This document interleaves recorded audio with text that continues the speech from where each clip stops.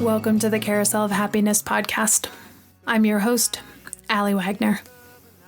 On our last episode, we began our Carousel Mayor election coverage for 2025. For those of you who missed it, Dragon, Lion, and Pig have bravely raised their claws, paws, and hooves respectively to announce their candidacy for Mayor of the Carousel. Sitting Mayor Giraffe, I am told, is poised and ready to support a smooth transition of power this coming May. During this election cycle, I'm allowing each of the candidates to sponsor an episode of the podcast. Today's episode is brought to you by the Porcine Party to elect Pig for mayor. In it, I share a recent visit I took to the local Tale of Two Cities animal sanctuary located just outside Nederland. You'll hear stories of sassy pigs, baby yaks, and sneaky dogs, and we'll talk about the power of radical love and acceptance for all. Let us begin with today's story.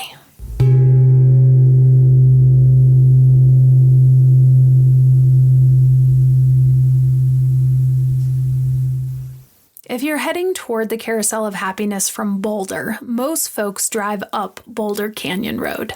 It is an absolutely stunning, scenic drive that winds through a beautiful canyon with steep rock walls and gorgeous views.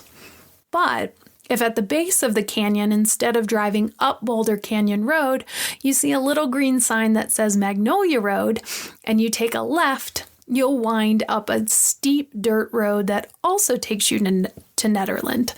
You can call it the road less traveled. Off that dirt road, as you wind up over 2,000 feet in elevation, you'll find small farms and houses, sweeping mountain views, and wide open meadows dotted with elk, deer, and moose. About halfway up the road, which can be very treacherous in the wintertime, about 20 minutes from Boulder and 20 minutes from Nederland, you'll find the Tale of Two Cities sanctuary run by Jess and Miles Osborne.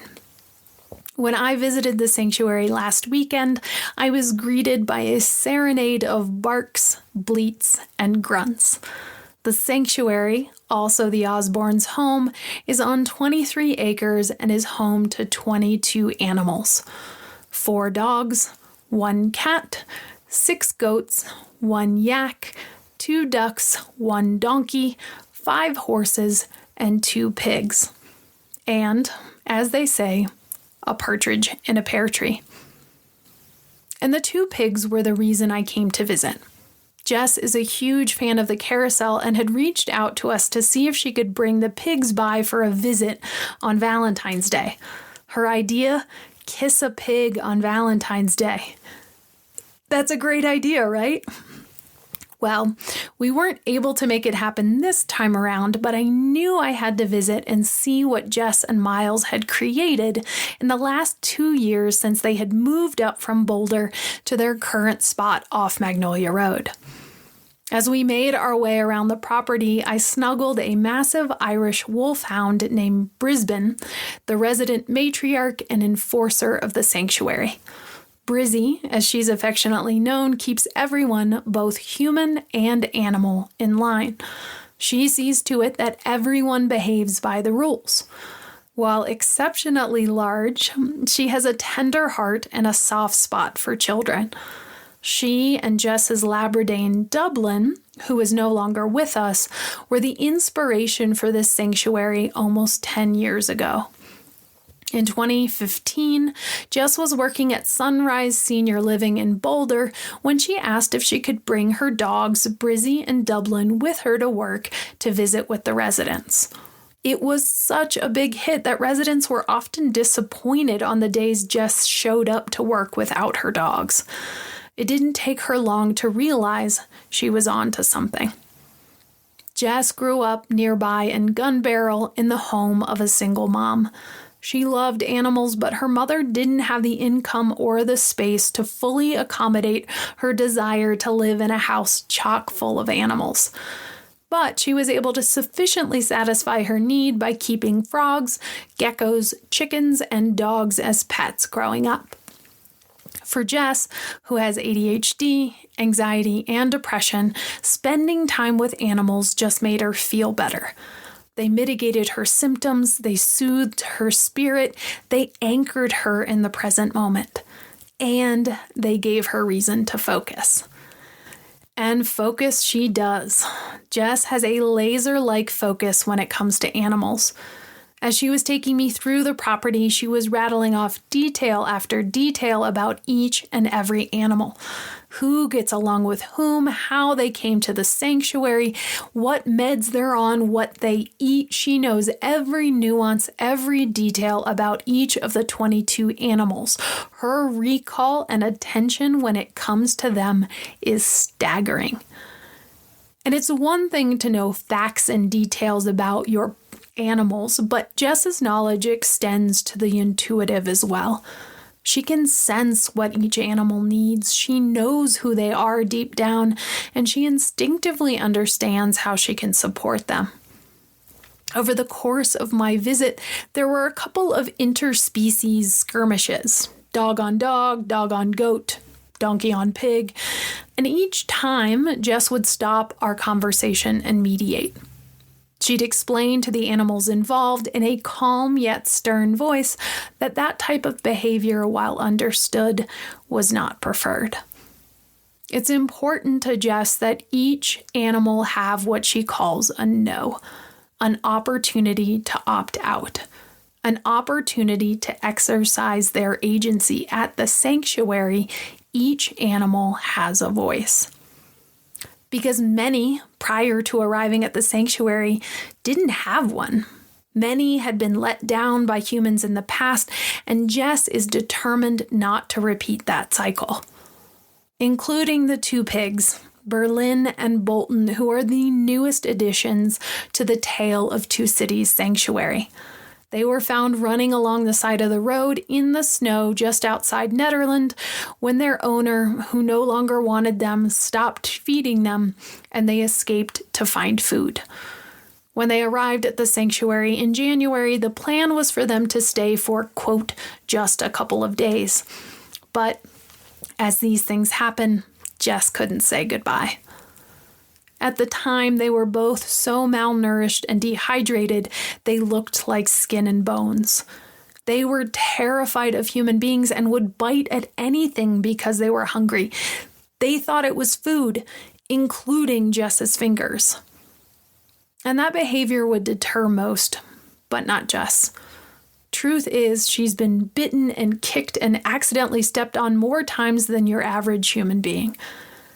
But she doesn't hold a grudge. She understands it's part of being around animals. She understands that's part of the process. And in turn, she extends unconditional love and compassion to each and every one of her babies. And they are most certainly her babies. She sleeps with them during storms. She frets over them when they're sick. She loves these animals in a way that only a mother can. Unconditionally, without strings attached. And Bolton and Berlin are a testament to the healing power of this kind of love.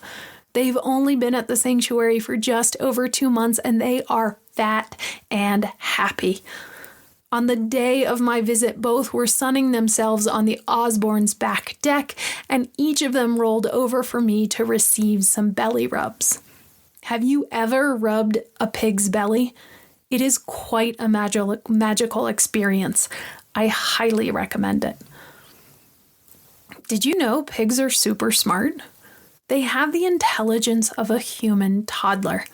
They have more than 20 distinct grunts and squeals that allow them to express a wide range of emotions and feelings, from hunger to a desire for a mate. Piglets can identify their own names by the time they are 2 weeks old. And while pigs cannot fly, they can swim and run 11 miles an hour. That is a 7-minute mile. Jess and I are swapping pig facts in her living room during my visit while 4 dogs snore happily around us. The floor is lined with lines of carpet that make it easier for Ziggy and Wilbur to get around. Ziggy and Wilbur, two dog brothers, have a rare disease that makes it difficult for them to walk around on a wood floor, let alone anywhere for that matter.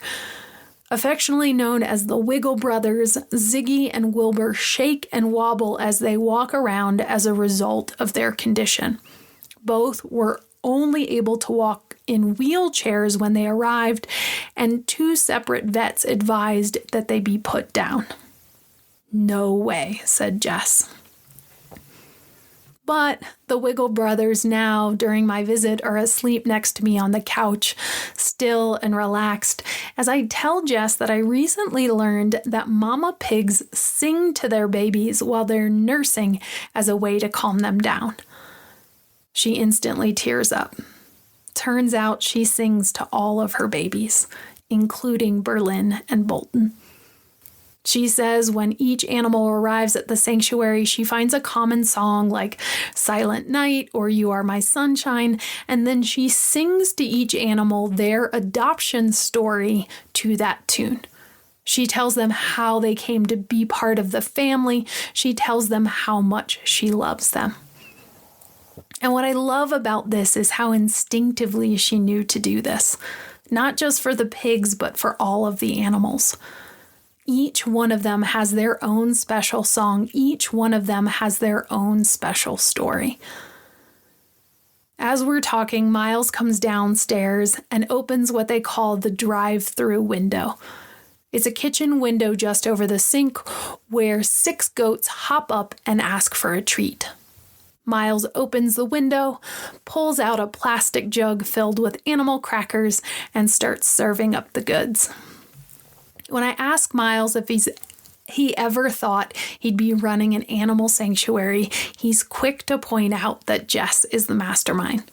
That said, on both of my visits to the sanctuary, I watch him juggle his professional responsibilities in his office with mucking the stalls in the backyard. Miles is kind and compassionate.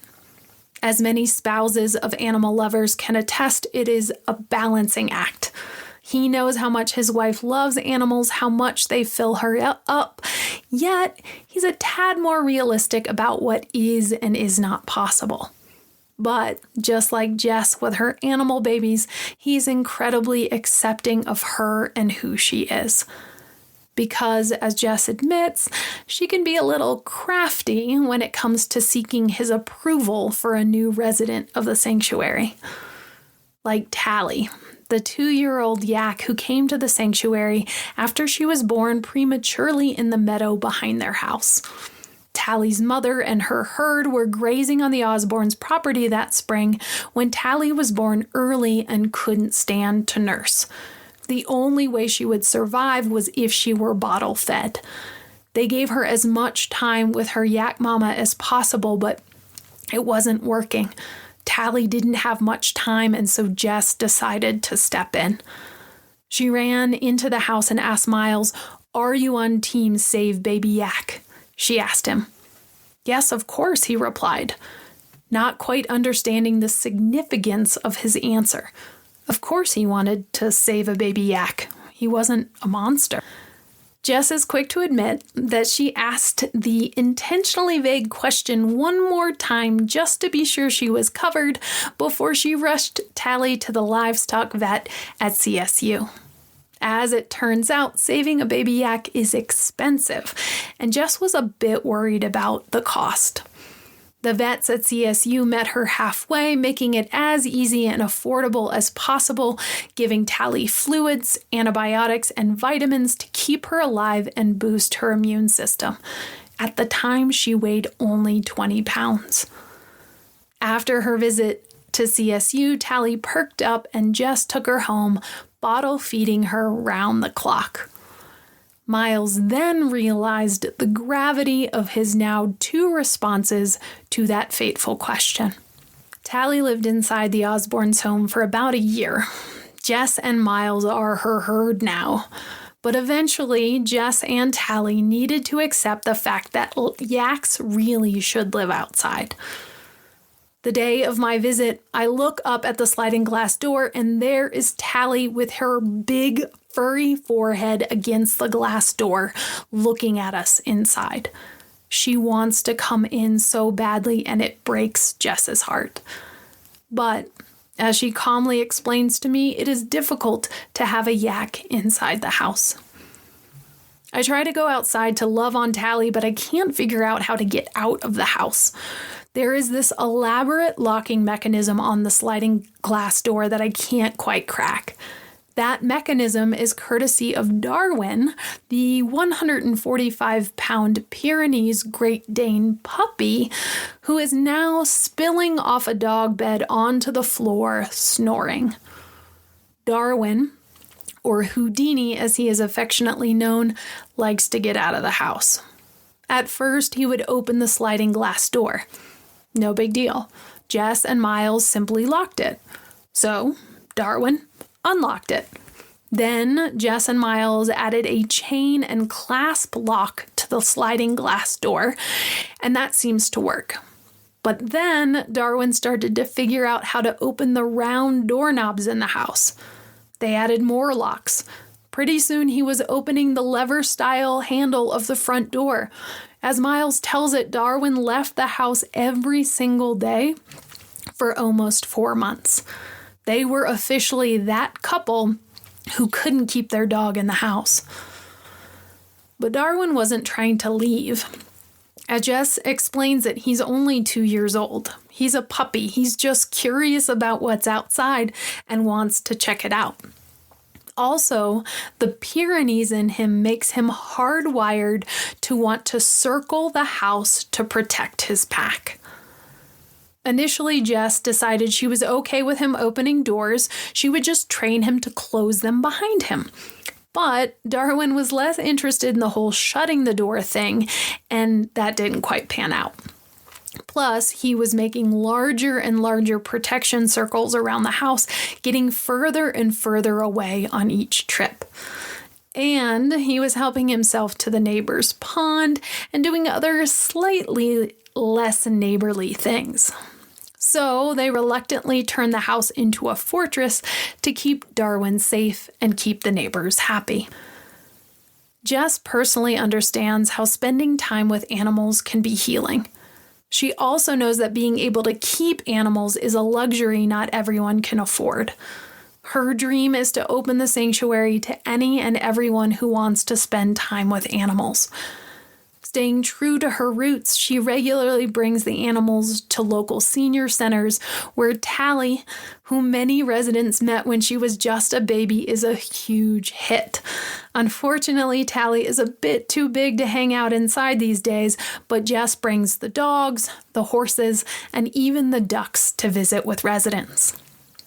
Eventually, the plan is to host group visits for veterans, children, and anyone else who feels called to spend time with animals. If you're local and you'd like to volunteer, shoot Jess an email. She'd love to have you, even if it's just to play with the dogs, hike with the goats, or brush the horses. She knows how important this is to them and how healing it can be for you. When I ask her how she was able to create such a welcoming environment, she's quick to explain that Dublin, the Labradane who went with Brizzy on those first senior visits 10 years ago, was the inspiration. He inspired her to create a place of radical love and acceptance for all because she saw him do it herself. Every new animal they welcomed into their family, every single human that stopped by, Dublin made sure that they felt welcome, that they felt like they belonged. And that is his legacy. That is how he continues to live on. The more time I spent at the sanctuary, the more it felt like the carousel to me. A place where humans explore the healing power of animals. A place where unconditional love and radical acceptance reigns supreme. A place created by a visionary who sees the world a little bit differently. Jess, like Scott, doesn't hide her shadow. She embraces it, much like she does the animals. It is so clear that she is embodying and fully committing to her purpose in this lifetime, and it is so much fun to watch and be a part of. I personally fell in love with the place and will be hosting a weekly group at the sanctuary in the next couple of months. Stay tuned for details. This week, I invite you to consider the concept of unconditional love. Love without boundaries, love without strings, love without expectations. Love even if they drive you crazy, love even if they're naughty, love even if they leave the dishes in the sink. Who in your life makes it easy for you to love unconditionally? Who in your life makes it a bit more challenging? Can you take some inspiration from Dublin and make your space, your home, your office more welcoming to those who visit? A big shout out to the Porcine Party to elect Pig for mayor for sponsoring this episode. If you'd like to vote for mayor of the Carousel, voting opens this Thursday. Check out the show notes for more details. If you'd like to volunteer or donate to the Tale of Two Cities Animal Sanctuary, or better yet, sponsor Bolton and Berlin, check out the link in the show notes. In the meantime, take care. Be well. And as we like to say at the Carousel of Happiness, don't delay joy. And we'll see you next time around. Beginnings and endings are only pretendings. I'll see you next time around.